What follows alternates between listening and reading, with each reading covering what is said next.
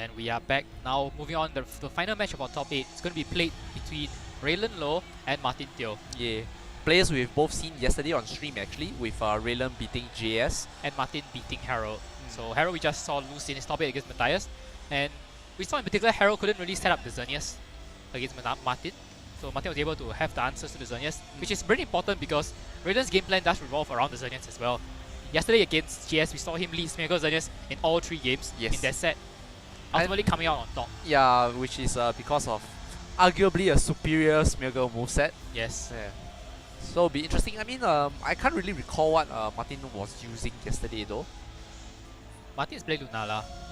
The Lunala team, which we've seen on Harold as well. Similar build, not quite the same, but similar. And Rayland, of course, playing the Smeargle Xerneas. Yeah, if I'm not wrong, I do see a Snorlax on the side of someone's team there. I believe it's the Bender Snorlax from Martin. Yeah, alongside Tapu Bulu and as we Dustmane. see, it's going to be Martin's team. Is the Snorlax, Tapu Bulu, Kyogre, Incineroar, Crobat, and the Dustmane, the Crossma. And on Rayland's side, we have Smeargle, Xerneas, Incineroar, Kyogre.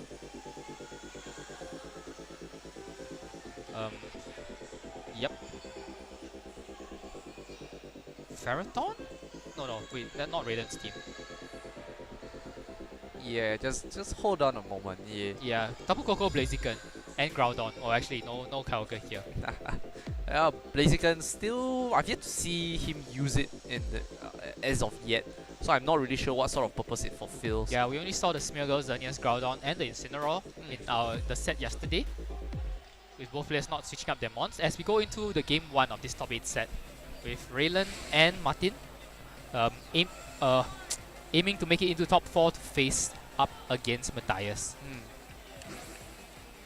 So no one's really favoured this particular matchup. Both players have top card events before, but not quite made it all the way, as Crobat and Dustmane the Crossma hit the field. Both of Martin's Xerneas checks coming out to face against Incineroar, which does really well against Dustmane. And Tapu Koko, which does fairly well against Crobat. That's arguable because it is a speed tie and they're actually super effective against each other. And I suspect Martin's Crobat might be focus sashed, and also I believe we're looking at the wrong sides of the team. Yeah, I mean Dustmane here should probably switch out. I mean, there's the control of Fake Out from the Incineroar as well, the super effective hit with the Flare Blitz. And well, looks like our cameras have not quite updated yet as well. Oh well. As it's gonna be Tapu Koko.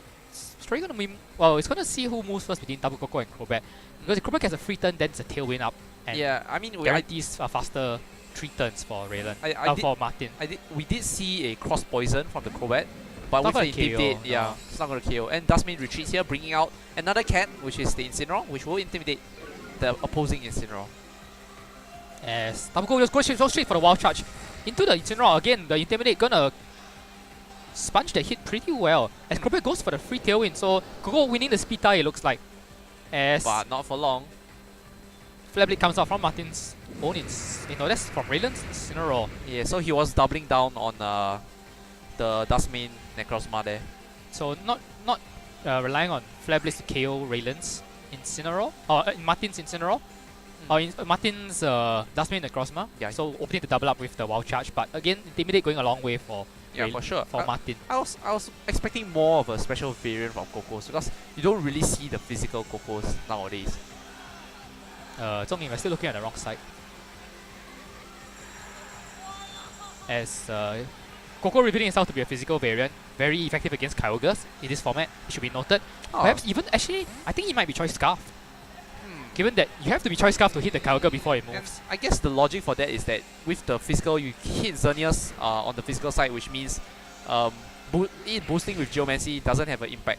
As Martin doubles up onto the Tapu Koko with the Fake Out and the Cross Poison. Ooh, but a punish there with the superpower. But at the same time, it does reduce his attack and defense and leave him exposed, really. Even weaker. But now Blaziken is here to play. Doesn't get a speed boost though because it's switched in this turn. I mean, is that how it works? I thought you would get a speed boost. No, even switching you don't get the boost unless you turn in. Ooh, interesting. And we do see Kyogre. I believe that is the Scarf Kyogre, and in prime position because Blaziken does not have a boost yet.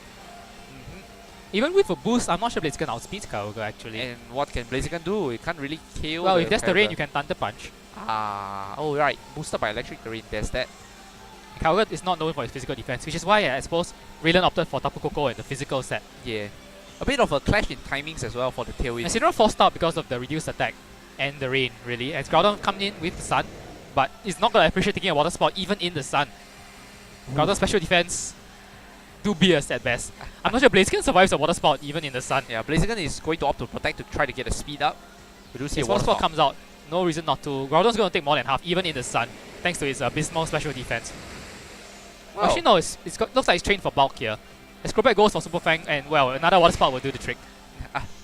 So, assumably Rayland's Blaziken now faster than Kyogre, otherwise that play would have made no sense. So the question is how can he punish the Kyogre? And there should still be one more turn of Tailwind up, so Kyogre should still have a speed advantage.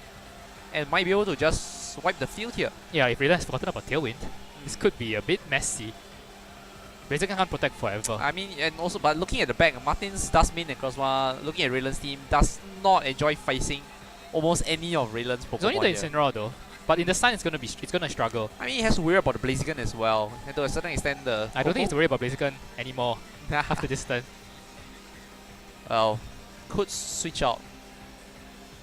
So looks like Rayland tapping on both the terrain and the weather to dish out big damage with the electric attacks. As Water Spout will come out, I think Rayland forgot about the Tailwind. Yeah, that is the most likely explanation. To be fair, I did too. Until you pointed it out. Yeah. And Crobat covering it with Cross Poison. And oh, well, there there's we go. Tailwind Rayland. Just in case you were wondering what the heck just happened. Was it a speed tie that Kyogre lost? I mean, that's the nature of the game. No, Blaziken's speed is... What is Blaziken's speed? 95? Which would be faster than Kyogre. But Kyogre does have Scarf as well, so there's that. I mean, it's just the nature of the game. If there are more and more things added, there are more and more things for you to keep track of, which increases the likelihood that you forget something crucial. And now Martin has to be careful though. If the Tapu Koko is choice Scarf, then that's an easy knockout on his Kyogre. No, but at the same time, he will get the revenge KO. I think he's going to switch out the Kyogre. Then you want the wall charge into the Crobat. Yes. Yep, going to be switch out. Does Rayland punish the switch? As Dustmin returns to the field. Again, as you pointed out, Dustmin not the best option here. Yeah, Dustmin is at this point is just. He fixed out the Crobat to break the sash. Well played by Rayland. Gets the double up and Kyogre punished for the switch. Ooh. But he will get the rain on the way back. Yes. But doesn't matter though because of the wall charge. Ooh. And Koko looking like it is the choice. Ooh, the electricity gone though. Yeah. Kyogre might take a hit now, given that even if it is a physical attack, Koko's physical attack, physical attack is pretty strong though. Yeah. I don't think he needs the rain to KO Kyogre. And importantly, right, with the rain back, Incineroar cannot flex his Flare Blades onto Dustmin and considering Cosma. Thundurus was able to get a knockout on Kyogre with Wild Charge in the past, I think Koko will get the same knockout even without the terrain. But even if he survives, Martin must not press Water Spout. Why? But its Water Spout is a very powerful move. So when you're at full HP. This is the time where you can fake out Crobat, Daniel, by the way. When you're trying to break a sash. To see the Wild Charge come out here. Does he survive without the terrain? Ooh, no, that's not going to be enough. Yeah, Tapu Koko's physical attack. Its strongest offensive stat. Which is not what people expect, given... But he does have Photon Geyser to KO the Koko. But I don't think you go for the Koko. The Koko is just going to kill itself with recoil. Well, he can't Photon Geyser the Incineroar. Yeah, I mean, what is he going to do with the Incineroar now? Unless he has Earthquake though, he's going to struggle. Yeah. Darkest Lariat, super effective, even ignoring the rain, so not relying on Flare Blades. Darkest Lariat going to not get a 2-hit knockout. Yeah, Prism Armor coming in handy here, reducing the power of super effective hits. But unless he has Earthquake, I don't see a way back. Or Stone Edge for that matter. I mean, is there any secondary effects of Stun Seal Strike we might be missing? No, nothing to do with typing. Oh, but he's going for it anyway. Looks like his best option, so doesn't have any coverage move to hit Incineroar. Probably the standard Protect Trick Room, I suspect. Oh, that's not going to be enough on Incineroar. Yeah. Is Darkest Lariat going to bring it all the way down to the red? Or even get a knockout? Oh wait, he does have a berry though, doesn't he? On the... Oh, yeah, he does. But the Incineroar does have a berry too. So I think Incineroar still comes out on top, barring a critical hit this turn. I mean, we didn't see the Weakness Policy proc from the first Darkest, so yeah, berry was the most likely choice. Would it have actually it gives him the same number of turns as I suppose? Yes, So more or less. But with the weakness policy boost, at least the critical hit will be, I think, a better chance of getting rid of the Incineroar. See, not quite enough. That was a critical hit. It's gonna need another one then. Yes. He's gonna need another one. If Dark Zero comes out, if he's a roll, he might get the KO here. Or a crit of his own, I suppose. Nah, it's not gonna be enough. And it's gonna come down to whether Sunsteel Strike can get the critical hit he needs. A second consecutive crit. Oh. Fishing a bit here, Martin, but you have to play to your outs. Yes. He's going to go for it. I mean, as you pointed out, it could also be a damage roll, although I don't think so. I don't think so. He needs a crit. And no, doesn't get it. Not enough. And Incineroar will prove itself to be the superior cat as it takes down a legendary. Well, I suppose it's not a true lion, given that it's a Necrozma taking on the form of fake cat. SCOGA Get out of here. Yeah, but I mean, Martin, I think, played pretty well. It's just that he had Dustmin and Dustmin wasn't good. does so badly against the rest of Rayland's team. Yeah, he called the Xerneas didn't come out. I mean, if it was his, if it was Snorlax. Yeah, Snorlax would have easily taken on. Especially since the Incineroar doesn't have knockoff. I mean, the fear of Snorlax, I guess, is you're afraid of the Blaziken, the fighting step coming out. But you can easily he easily dispatched with Blaziken with the Water Spout. So all things being equal, I think Martin is definitely going to adjust. He is going to drop the Dustmin Necrozma. But the question is does the Xerneas come in for Rayland then? Oh yeah, that is true. Now Rayland has one more game to play with. Now we don't. I wouldn't be surprised to see Smeagol Xerneas, honestly. Yeah, because Martin will be scared of the Crobat Dustmin. He went all in on Smeagol Xerneas. Nothing, no Smeagol, no Xerneas. Now he's gonna switch out the leads, and if he sees Smeagol Xerneas, this could be bad for him. I mean, this could be one of those times where Martin's profound logic leads him to not make any changes and go with the same leads. That's also true. Martin has done that before. Yeah, anticipating that. Time to switch up. No, it's Staraptor Mushana. Yeah, I mean, he could be anticipating. I know it's Lucario. He used Lucario. It could be anticipating the Rayland is going to bring the Xerneas, and he probably is going to punish it. Because, yes, still though, as you pointed out, maybe he shouldn't have. Then the question is, why did he go for the Coco that turn? I mean, to me, because the Coco is just taking so much damage from the recoil. I suppose you can't afford to take 2 hits every turn. So you get rid of the one attacker that you can KO this turn. Yeah, I don't really disagree with how the things played out. Maybe if the critical hit happened later on, and again he had the opportunity. He made the obvious switch out and was punished with the double up onto Crobat. If he had attacked with Kyogre that turn, it was free Water Spout onto the Incineroar and the Coco. Yep. Yeah. In the Sun, sure, but damage, and we saw he lost by 41 points. Well, yep, here's Smeagol, but Tapu Koko to ensure that he can't spoil anything. That's a interesting choice from Rayland. So he can spoil Crobat. We do see Incineroar Crobat, so no Dustmin. And Koko doesn't really want to be looking at these. I mean, after the Intimidate, he's not going to kill. Oh, well, with the terrain, I think he still kills Crobat, but not with the Sash. Rayland could just go for the play of Fake Out Wild Charge into the Crobat. Again, true. Yeah. And actually, no. Incineroar does have Fake Out to disrupt that play. Yes.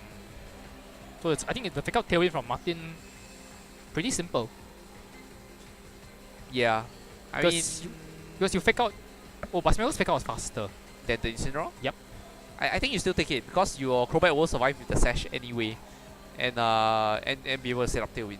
And besides, I mean, think of all the recoil damage that Coco is going to take. The Smeagol goes for Fake Out into the Incineroar, so denying Fake Out onto Coco as Coco goes for the Wild Charge. But that should be the Focus Sash. Yeah, I mean, Incineroar didn't even attempt to go for the Fake Out. Yep. So Focus Sash from Crobat. Incineroar didn't go for Fake Out. He didn't. Okay. It didn't. As Crobat goes for the Taunt onto Smeagol, so rendering it useless. But Tailwind would, I think, have been better. He could have just taunted the next turn. Doesn't want to follow me, maybe. Special defense. Because now he forced a switch out. Oh, maybe I missed. Maybe Incineroar did try going for the Fake Out, but either way, it doesn't move this turn. Yep.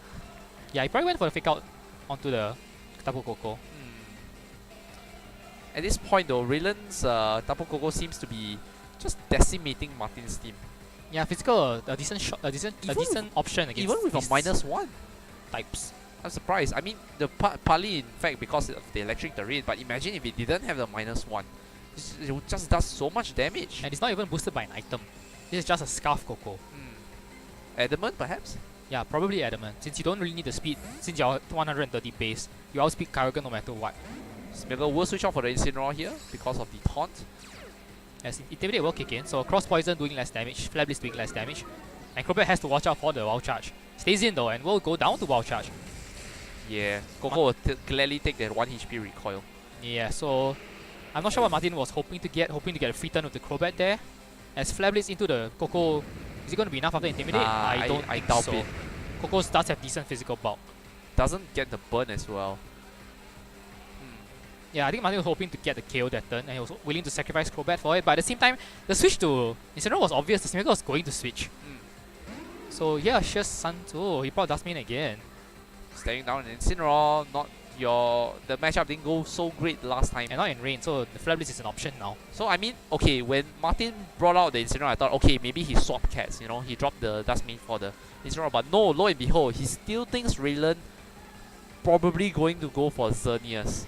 Which, based on what I'm seeing so far from Rayland's side, I doubt it. I think the Blaziken or the Groudon is the most likely to be the last member of the team for Rayland here. I don't think Rayland... It seems like Rayland didn't... Oh, he did switch the Smeargle in. So I think he dropped the Blaziken. Blaziken did nothing last game. But definitely the Groudon. I think he wants the stun to combat the rain. Yeah. Smeargle comes back in, but it's a Photon Geyser into the Smeargle slot. Gonna bring it to Sash. If it is Sashed, which it is. Yes. We saw it against JS. And the Incineroar is faster with the knockoff to get the berry off of Incineroar. So there's that. As Flare Blitz, no, super power into Incineroar. Again? Does it KO? It does. Oh, but I guess the critical hit. That's unfortunate for Martin. That's not a KO without it. Oh, okay. And a berry for that matter for Martin.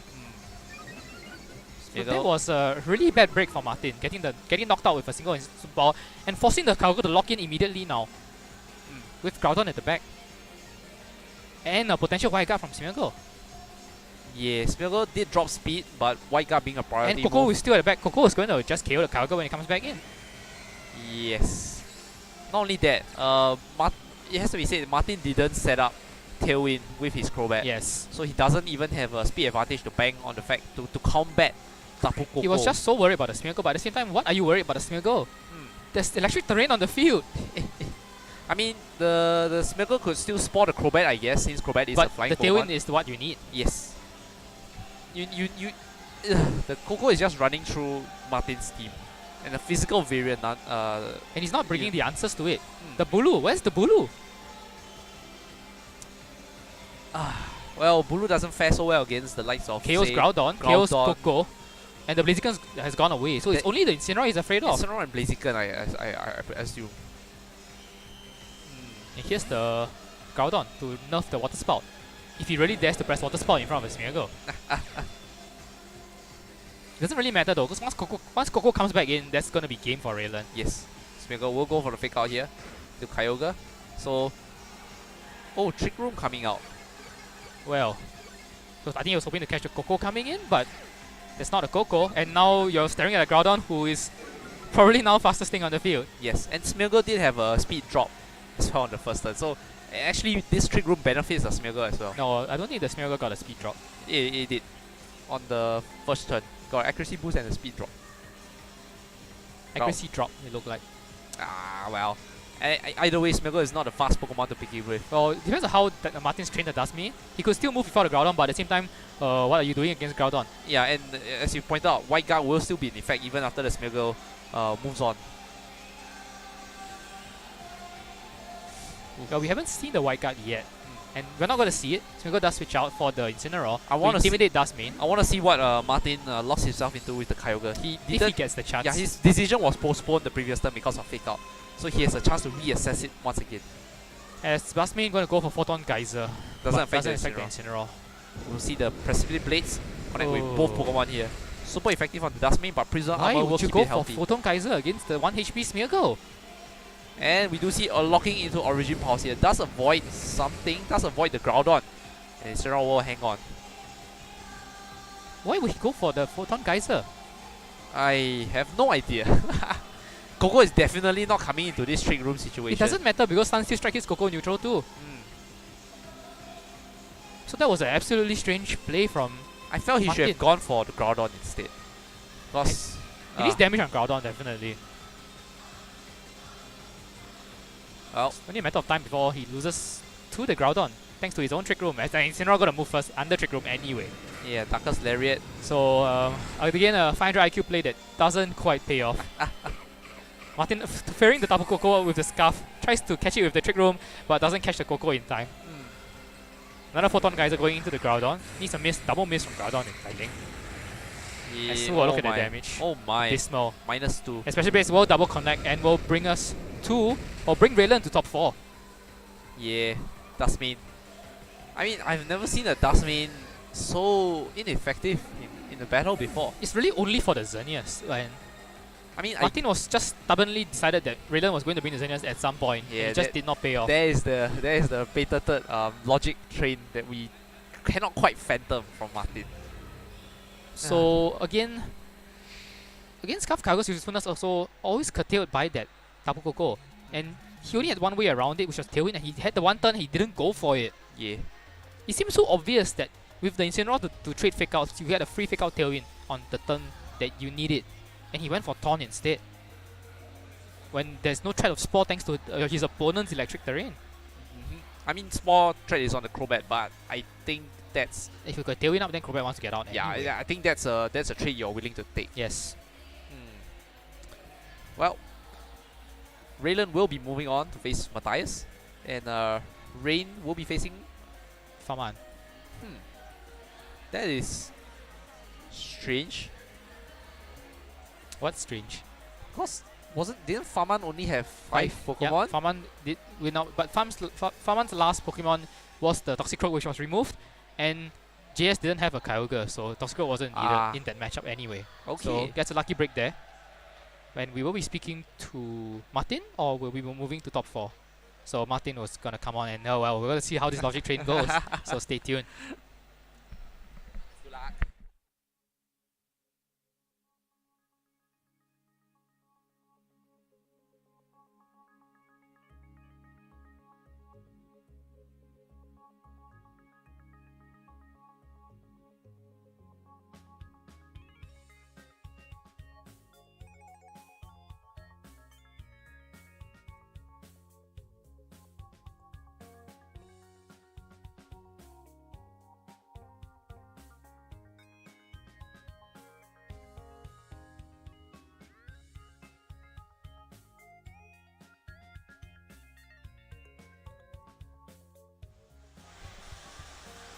And I'm joined by Martin Teo, who unfortunately fell in top 8 here at the Midseason Showdown. So Martin, a good run, but fell short in the end. How did you feel about that matchup? It looked quite optimal until you realized that he wasn't bringing the Xerneas? Or you realized his Koko was Scarf? So you didn't know that beforehand? Yeah, I didn't. Because apparently no one else did. Closer. Swing the other way around.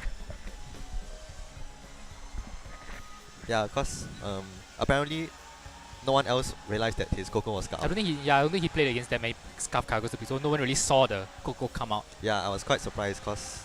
But at the same time, once you realized that though, where was the Tailwind in game 2? Okay, the game 1, the plan was obvious, so Tailwind in case you was Scarf. But the game 2, where did the Tailwind go? Yeah, so... It was a strange taunt because he couldn't spoil anything other than your Crobat. Because he set up his own electric terrain. So, was there really a purpose to taunting the Smeargle instead of Tailwinding? Oh, like you said he could spawn the Crobat. But you get the Tailwind up. Yeah, but I don't think it's a worthwhile trade because after 4 turns, 4 turns is enough to... But without Tailwind, you have no answer to the Tapu Koko. Yeah, well I tried, okay, the plan was to like switch in the Incineroar somehow to lessen the attack and or Trick Room towards the end. But you saw even without terrain, Koko was still... you needed to intimidate Koko twice under terrain to survive the wild charge. Well, after you intimidate it, it's like you could still maneuver around such that the terrain runs out as well, I thought. That seems a bit iffy, instead of just Tailwinding up immediately. Yeah, but you know, it's like, in game 1, my Tailwind eventually ran out after 4 turns. Yeah, but you had the advantage in those turns. Yeah, I mean, it's always... And it came down to a read, remember? Because you switched out the Kyogre and you had Water Spouter, you would have won. Because he doubled your Crobat when you switched. Ah, that's true. So you came down to just one read. So I think game one your game plan was perfectly fine. Yeah, but I mean, I need to find a way around the Coco, but somehow which was still in, I think. Fine. So that was I mean, I was thinking of other ways because. And we saw you brought the Dustmane because you couldn't. I think you said that you couldn't afford to ignore the Xerneas, is it? Yes. I was thinking. That's fair. I was actually thinking of bringing Snorlax because Snorlax actually has that's much better against the rest. Oh, but then again, there's Blaziken, and I can't deal with. Yeah, you can't ignore the Xerneas. Yeah, I can't ignore the Xerneas. So that's true. So I mean, I can only taunt the Xerneas so much before things happen. So so you felt that you had to bring the Dustmane to cover the Xerneas. I mean, I admit this team's also not the most. It's actually weak to Yveltal and Lunala. So, you know, it's the first tournament. Yeah, we've got time to adjust. First tournament of the year. I might adjust some things here and there. But it was a good. But again, run. a good run. So well played there.